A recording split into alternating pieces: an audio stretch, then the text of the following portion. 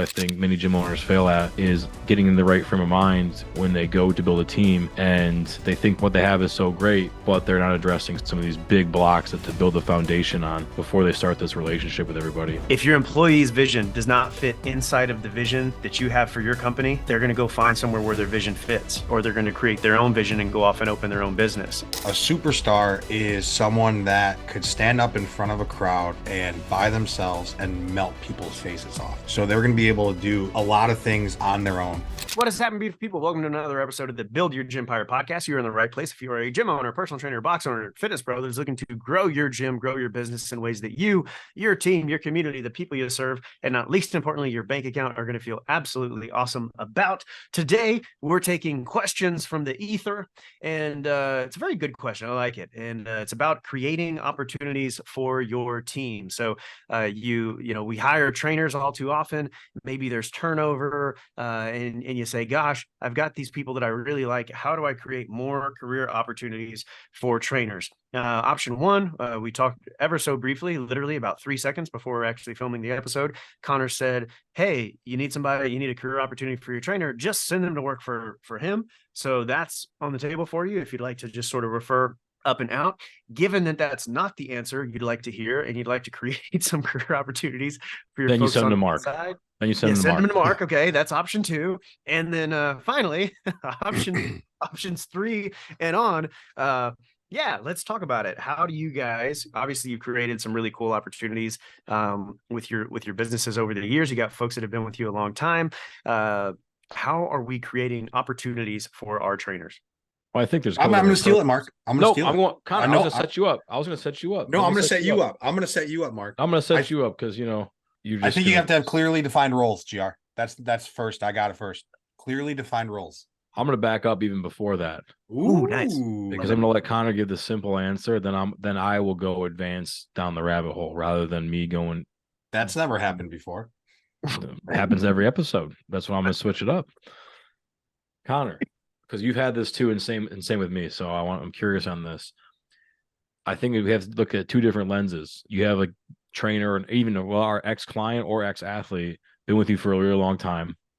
I think that's a much different maybe path and trajectory than someone you're trying to get off the street, because the level of trust in the relationship isn't established yet.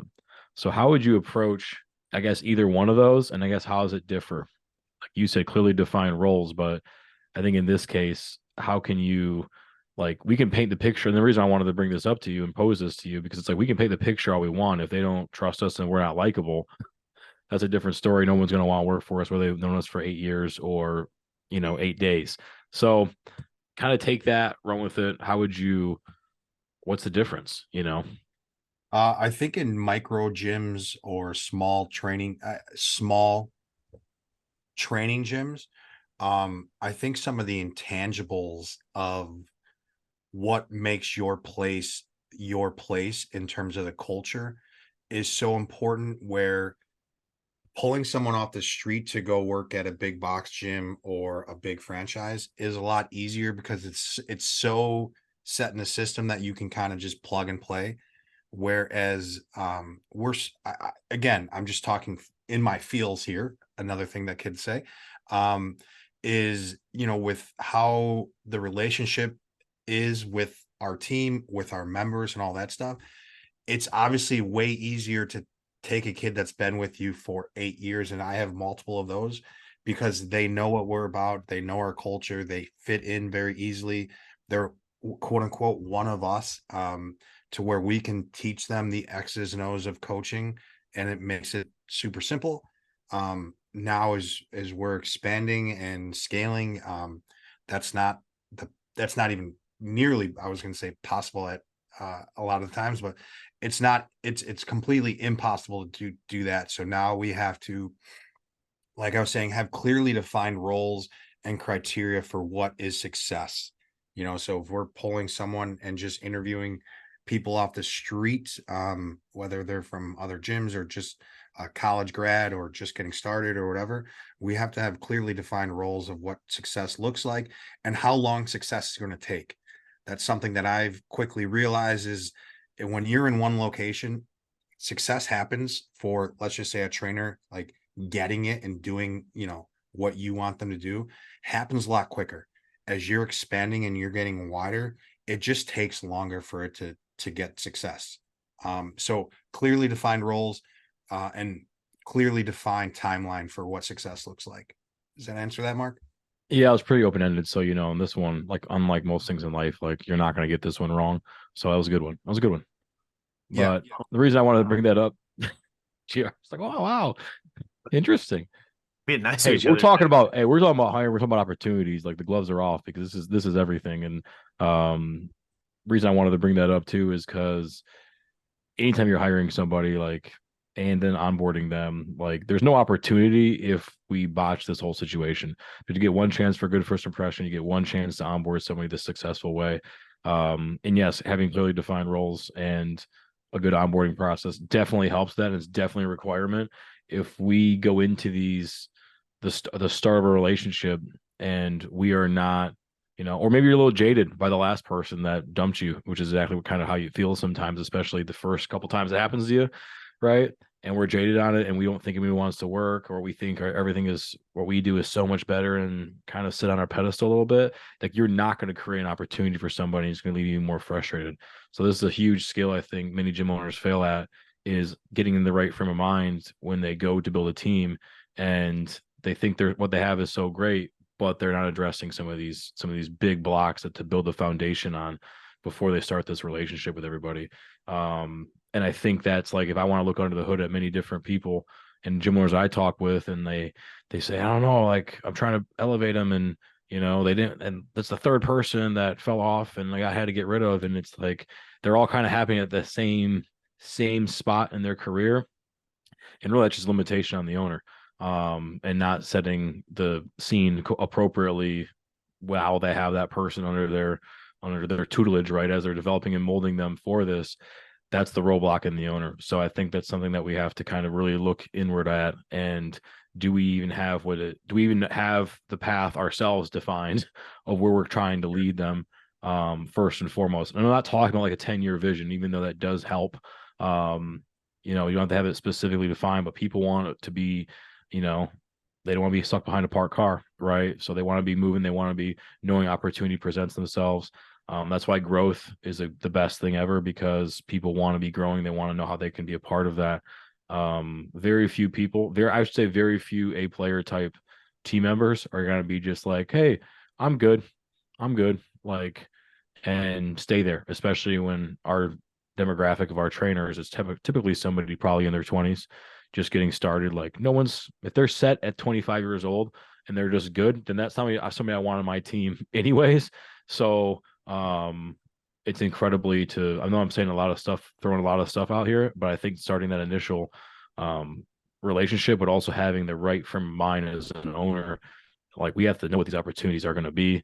And yeah, starting off that on the right foot with the clearly defined roles is a few areas that we need to address first. See, because this is an interesting one for me. Like, I don't want to say completely outside looking in, is obviously I spend a lot of time sort of in the industry and talk to these gym owners now every single day. But one of my answers to the questions, how do I create career opportunities for my trainers? I think it's okay not to. Like, I don't think every single person on your team needs to have this incredible, amazing ascension plan. I think there's room on most squads, and you guys can correct me if I'm wrong, but I think there is room on most squads for just like good soldiers, like good role players that are going to be good trainers and they're going to show up on time. And at some point, right, realistically, odds are pretty good that they're not going to be okay making whatever it is, right, for the rest of their lives.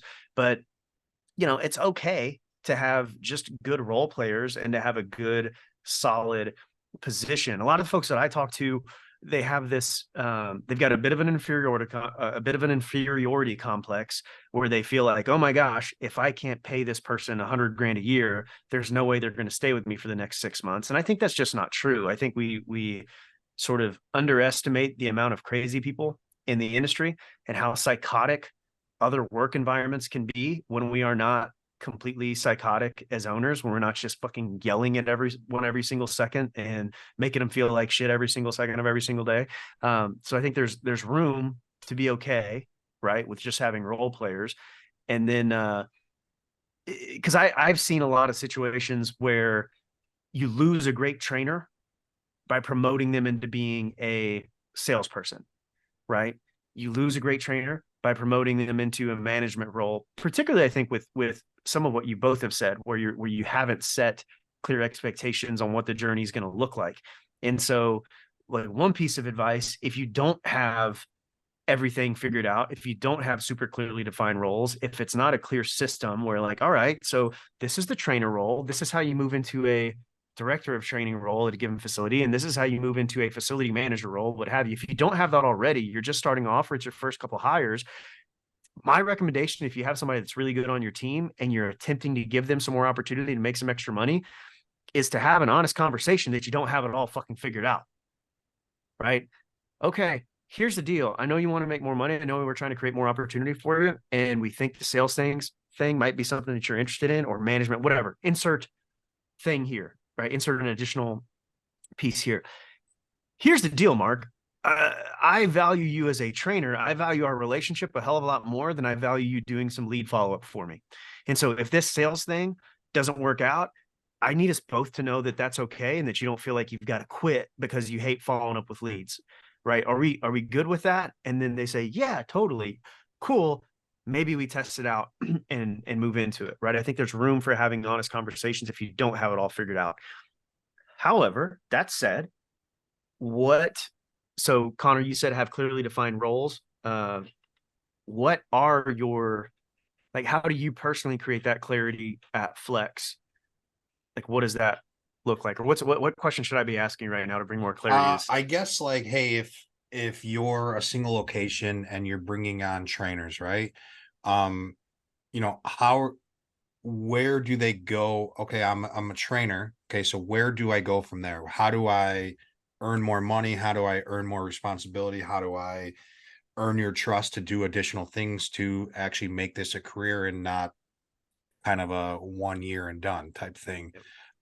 Mark, I know he can go into a lot of things that he has set up where there's different levels and tiers of each position, so that as they take on more responsibility or earn more experience, earn certain certifications and things like that, where they can earn more and move up as each tier goes up. So there's certain things like that. But I also, like, it all's going to go back to the owner and what you are doing personally and leveling up yourself to actually continue to make progress and do additional things that allow you to move people up in your company. Like, if you just have one location and you're completely good with that, it's probably not super necessary to build these things out to have, like, hey, this is the trajectory that you can get to in this one location, because don't lie to yourself, there's only so much you can do in one location. So that's kind of definitely been a differentiator for us as we are hiring new trainers and new people, is because we do have a trajectory where we're trying to scale right now. So we're able, as like a selling point to these trainers that we're hiring, it's like, hey, you're going to come in at this, full-time trainer, and then there's room for growth and room for opportunity, because here's what we have next for you after a certain point. So I mean, yeah, it's where you, or as the owner, like, what are your plans for growth? Because now we can start building out positions, building out roles to help you reach that growth, but also ultimately move people, either level them up internally within your company or hire other people outside of your company for those roles. I think that's a super important note, and something that we see with folks in our universe, is that they want to grow, they want to build careers and things like that. But the vision, what's the quote? I think it's a Lencioni thing, right? Like, if your vision, if your employee's vision does not fit inside of the vision that you have for your company, they're going to go find somewhere where their vision fits, right? Or they're going to create their own vision and go off and open their own business. And I think a lot of that comes back, as you said, to the owner. What are you doing personally? Do they believe in you as a leader and a captain of the ship? Or do they feel like they're jumping on a ship that's probably going to sink, and this is just sort of the boat that they're on for now? And as soon as they see something that seems a little bit more stable, they're going to jump to it, right? And that comes down to believing in you, listener, as the leader of the company, and creating a vision, and then I guess evidence that you're actually moving towards the vision, right? Because we can all say like, oh, I'm going to grow $1 billion company. Like, well, dude, if you're not, following up with leads, or the gym's been failing for the last 4 years, and there's literally no money to whatever, like pay for a gym management software or whatever, like they're not going to believe in whatever vision you're saying. You can say it all you want, but there's no belief there, and they're going to jump as soon as they can.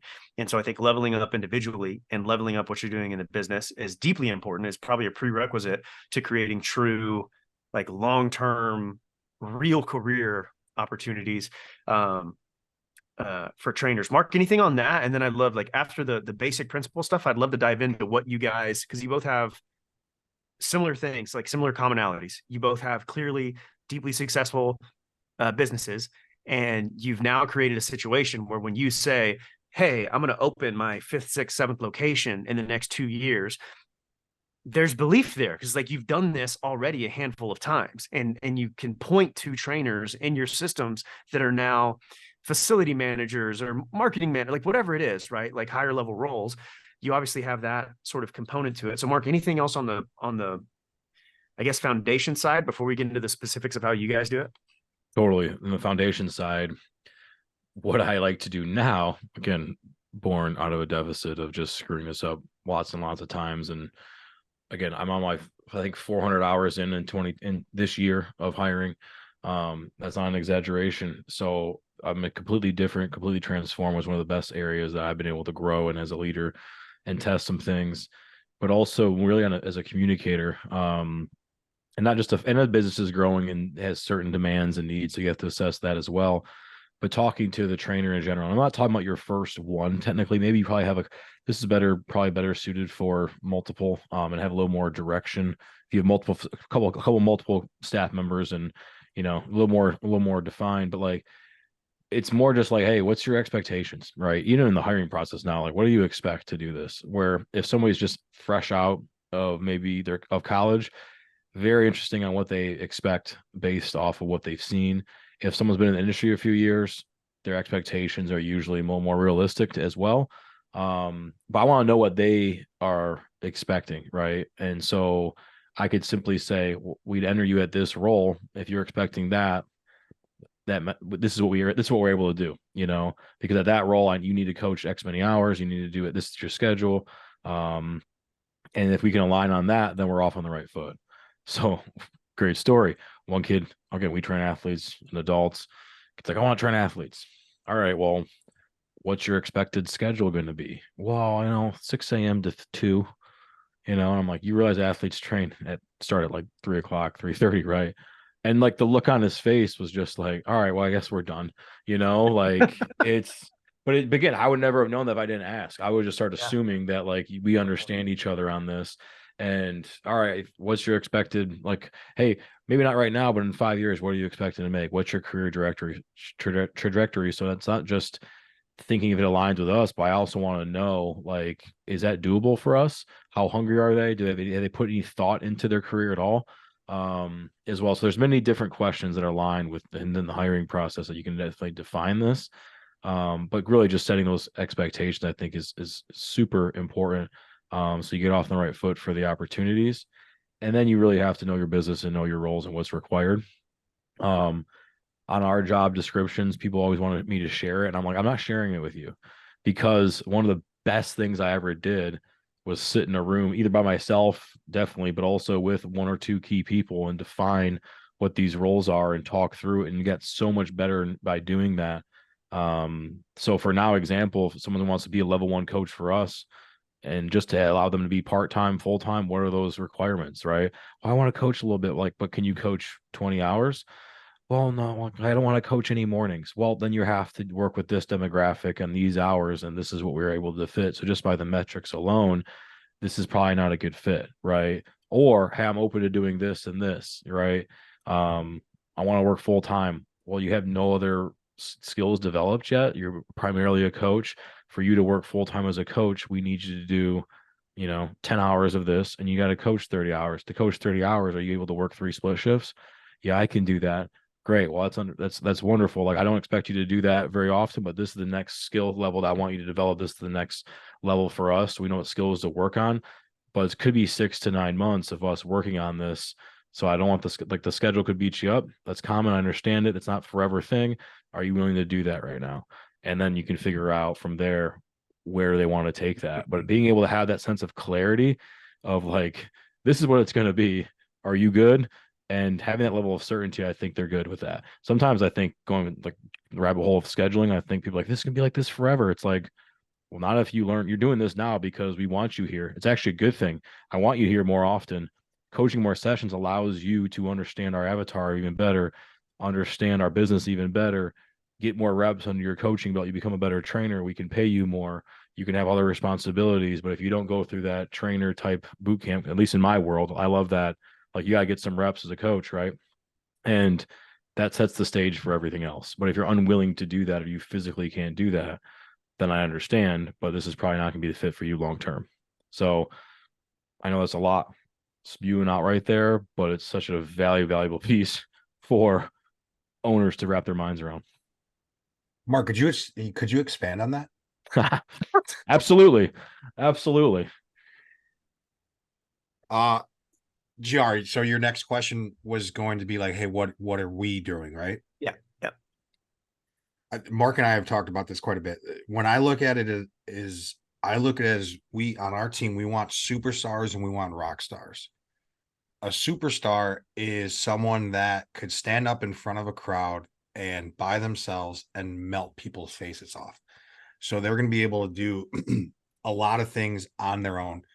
They're going to be able to train people, like deliver like not world class session, but like unbelievable session to our standard. They're probably going to be able to sell people. They're going to be able to hold relationships to retain people, and they're going to be able to do some of the back end work to be able to maintain a lot of the stuff that a lot of the moving parts. So those are our superstars. So a lot of time those are what we call. I've had a cough for 3 freaking weeks. Cut that one out. Cheers.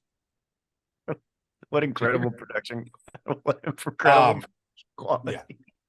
So those are going to be our facility, what we call facility leaders, right? So they're going to be able to effectively, like, they need to be able to sustain a business and grow a business, right? Then we have our rock stars. A rock star is still a great team member. They're the lead guitarist. They're not going to be able to stand up there necessarily by themselves and melt people's faces off, but they're still a huge valued member of the band, right? They still have their role and they could excel in their given role. Those are our trainers, our full-time trainers. So we have at our flex locations, we have a facility leader, which is the head of the show. He's driving everything. Then we have our full-time trainer, which their main responsibility is to deliver great sessions. So they have a very clearly defined role, and we allow them to be very specific in that role and focus on that role and to like excel in it. Now, we have some other roles like administrative roles and all that stuff, but I'm pretty sure that most people are going to be like really focused on like, hey, how do I get a trainer that's been with me for a year? Where can I take them? Where can I go? Again, a lot of it is going to be based on the owner's vision and the owner's ability to level him or herself up. I remember, GR, I actually just saw a reel of you talking, I think it was in South Carolina, talking about the owner probably not being the person that they need to be able to go to that next level. I don't know who says it. It's the law of the lid or law of the ceiling, right? Sullivan, law of the lid. Law of the lid. The business is only going to go as far as the owner's psychology. So if your current level of psychology, even like leadership skills, anything like that, is you're always going to be the bottleneck of your business. So number one, level yourself up personally, and then have clearly defined roles where you can fit people in to allow you to continue to grow your business. Conclusion, point, dot, Conclusion. Done. Conclusion. So just to recap what you do. So you essentially you've got the part-time trainers, they can up level. It's going to be contagious. We're all contagious via Zoom, evidently, this week. Sorry, like listeners, if you get sick, like fuck us, right? So you've got your part-time trainers. They have a level of ascension to potentially become full-time trainers. Those full-time trainers, your rock stars in this case, have the opportunity to basically, if they have like superstar qualities, to eventually maybe move into some sales and management and kind of grow a facility on their own. And the vision for them, if they do have like bigger career aspirations in the industry, because it's okay, in my opinion, if folks just want to be a trainer for a while, fuck man, just be a great trainer for a while. Like that's awesome. You know, that's fantastic. But if they do have bigger aspirations, they can see at Flex that, hey, I could become a facility leader. And I know that we're opening these, you know, a couple a year or whatever as the new trajectory. And that's a fun, exciting thing for me as a trainer that may want to eventually become a superstar. Yeah. Yeah, absolutely. Nailed it. Cool. Mark, what's yours look like? Similar deal, different? I know you'll have similar, a little bit bigger on-site teams just because of our athletes and adults business structure. I wrestled with this a lot, and then I really had to define it when I started to hand off some of the, I don't say hand off, I didn't hand off the hiring. I had other people helping with hiring and other people helping me manage our staff. All right. We're up to, I think we're at 30 employees right now on payroll. So there's a lot across 4 locations. So there's a lot of moving parts on the personnel front. So, and this is a good point to think about I had to raise my psychology, raise my skill set for sure. And objectively trying to figure out, all right, these guys are trainers, right? Well, it's like that guy's been here for 8-9 years and this guy has been here for 9 days. How do you dictate, objectively what role they're at, what level they're at? And so kind of using that as our filter, we built out these different levels at every really role we have. Even as a general manager level, like, hey, this one is a level 1, this one's a level 3. This is the difference. This is what we're shooting for, which dictates kind of our, not only the role itself, right? Doing some different skill level things, but also our compensation and what's the next tier and what has to be required of that. How did that 9-year coach become a level 3 coach? What did he have to do? Actually, we have 5 levels for our coaches, 3 levels for our coordinators and our managers. But just because if somebody wanted to coach,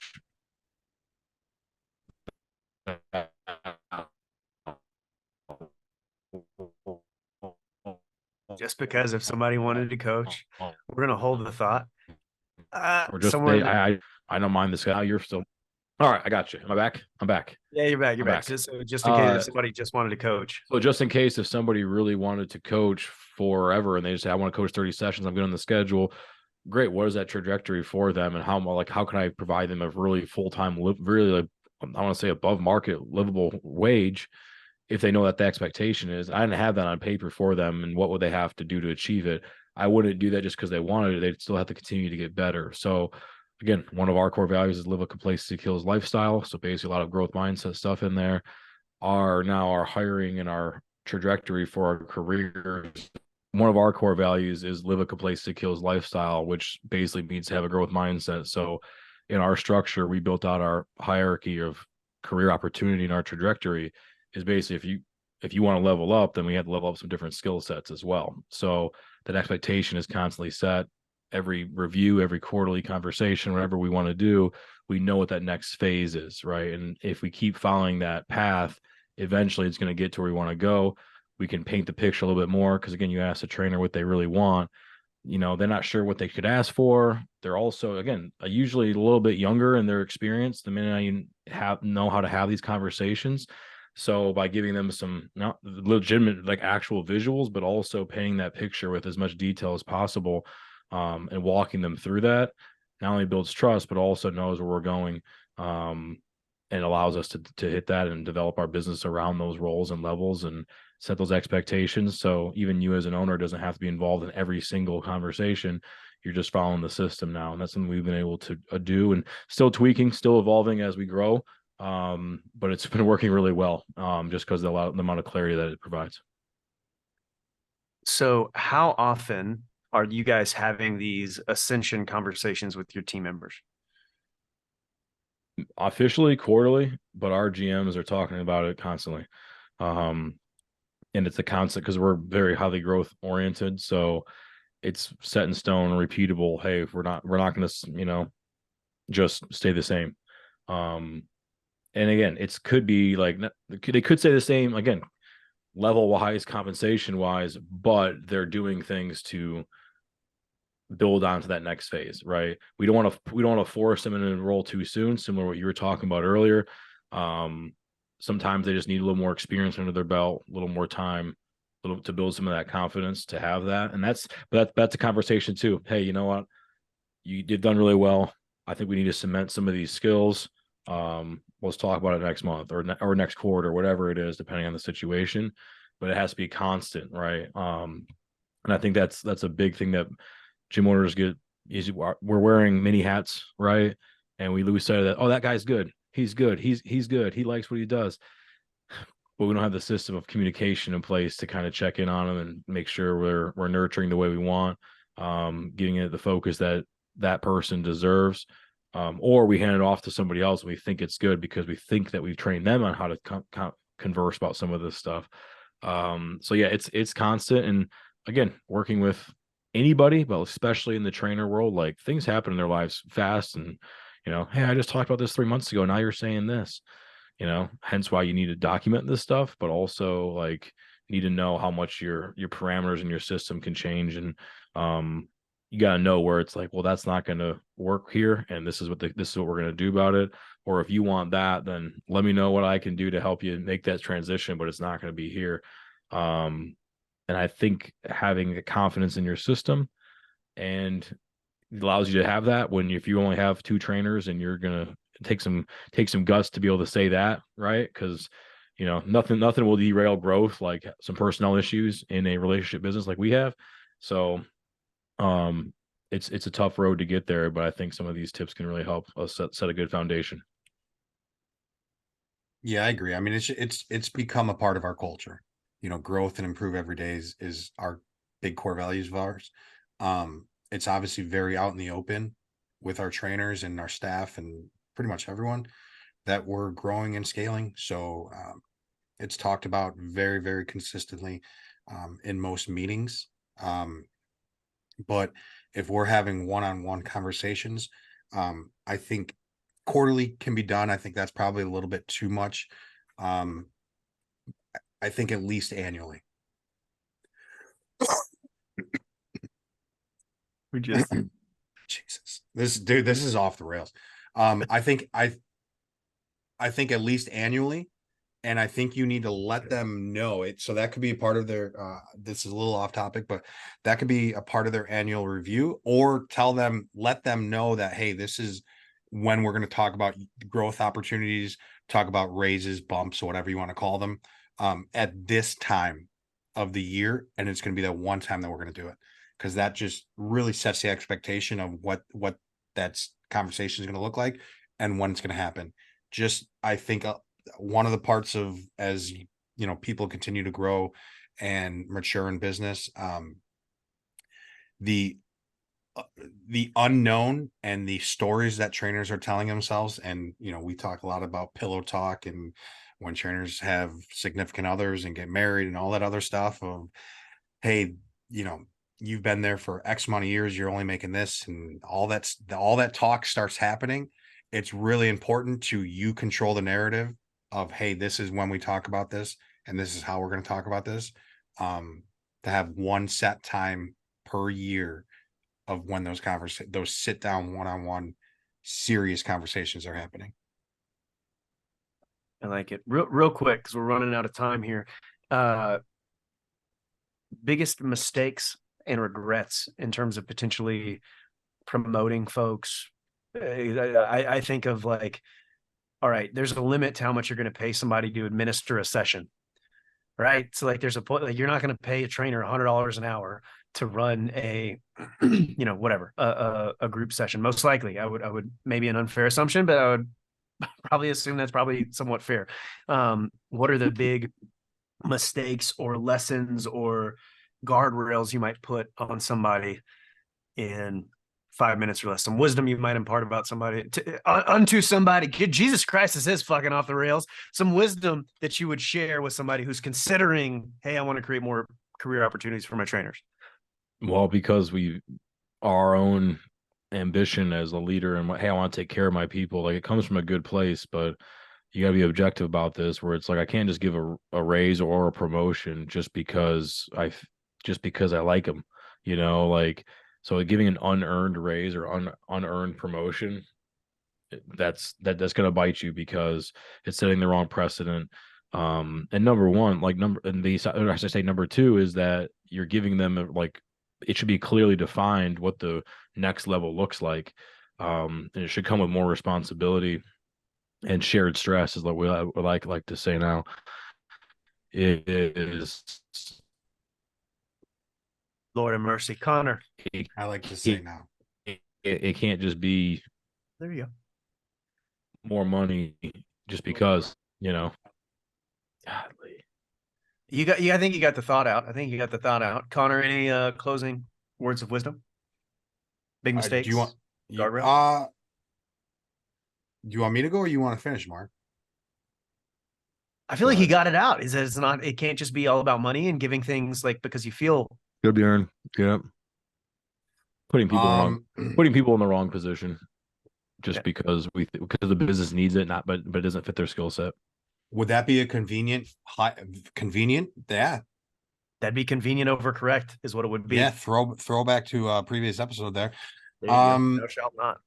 Extreme ownership, right? I think my biggest mistakes have been because of me, and my onboarding and not setting good expectations to put people in a good position for success.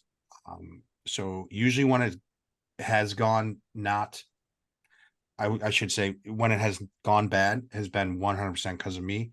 And we have vastly improved and streamlined what that looks like.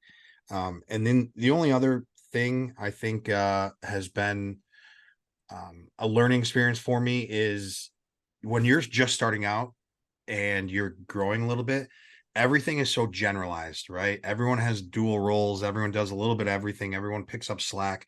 As you are getting to multiple locations, I think everything just needs to be very specific and focused. So people have a very specific role and they do this one thing and they do it really well. So early on, everything is so generalized. Everyone's a generalist. And then as you get bigger, everything needs to become more of a specialist. And I think if you can understand that and not have to go through those learning curves and growing pains yourself and just take my word for it, it will save you a lot of payroll because you'll have someone that just keeps kind of elevating. And then they get to this role and they probably should not be in it. It's like a glorified role and it's taking up a lot of your payroll. So as you get bigger, it's going to become more specialized. Nice. I like it. Words of wisdom. I think you can follow that all over the place and see the patterns in all sorts of different areas, right? Like in high school, the quarterback might be the punter and the safety and the fucking field goal kicker and the receiver in specialist situations, whatever else. And as you get further and further, more and more advanced, what happens? Like you have specialists at every position in the NFL. So that's a good point. Yeah, little parallel fun there. My biggest mistakes, because we're just going to make this one long episode and not try to squeeze in another one. I mirror Connor. So when I elevated folks into given situations, I think I did not necessarily have guardrails and leadership and systems and listen to the last episode, scoreboards in place to really make sure that individual was ready for the role. And it basically, it really kind of derailed that business, right? So you need to make sure that you have mechanisms for holding these elevated roles accountable so that you know what you're expecting from the team member knows what you're expecting from them, and if it doesn't happen, you have some sort of recourse, I guess, for that. The other thing I would say is make sure you're having honest conversations. If you don't have all your shit together with all this, have honest conversations before you elevate folks. Make sure you have sort of an out, if possible. And I'd be careful about turning great folks in role, great lead guitarists that are fucking tone deaf, and try to turn them into lead singers. So if you've got a trainer who's a fantastic trainer, be careful. Like, they may not be a great social media person. They may not be a great marketing mind. They may not be a great salesperson, and that may be okay, or a great manager, and that may be okay. So you need to look out for the skill sets and try to match the skill sets and core competencies to the role that you're elevating the person to. But realistically, you guys are going to have to, when I say you guys, I mean you, dear listener, are going to have to learn and grow and deal with different things. I don't think there's always necessarily a clear-cut answer to these when you're starting off. If you'd like more feedback on it, let us know. Probably tie in some specific Q&A to another episode at some point. But that's all we have for this week. Love, hugs. See you in the next episode.